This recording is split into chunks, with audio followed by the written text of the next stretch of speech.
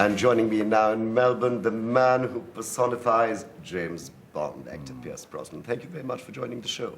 Thank you, Sunil. Good to be here. James Bond's changed a bit in Die Another Day, hasn't he? A renegade, someone who's been stripped of his 00 badge, thrown out of the service, has to fight back. How did this new twist in James Bond, his character develop?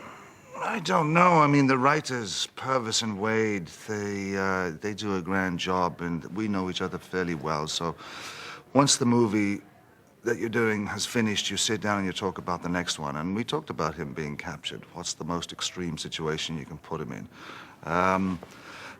But the script came to me there last summer, and I read it, and I thought they'd moved the goalposts really well in the story, because, you know, the strength of the piece is that it's formulaic.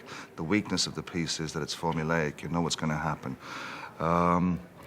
So this time round, you have the man being kind of pulled to his knees, so to speak. And I thought it was a great premise. I thought it was a really, you know, it gives it more character. For me, it gives me more stuff to do.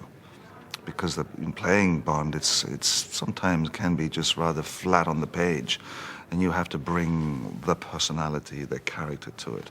But when the writing is good and you have this iconic hero in a situation that you've never seen him in before, that makes for good drama.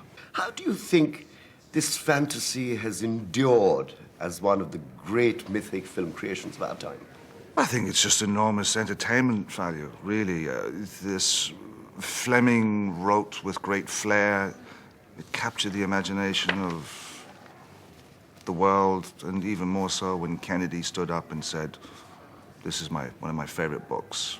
Then they made the movie.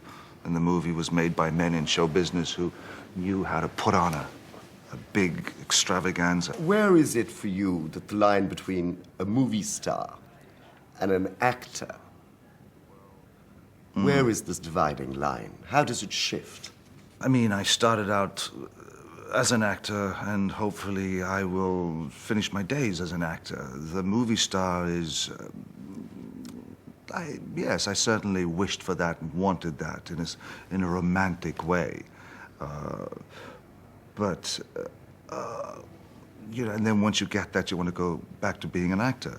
How many more Bonds do you reckon you have within you? One, probably. One. 6 would be great, because Connery did 6.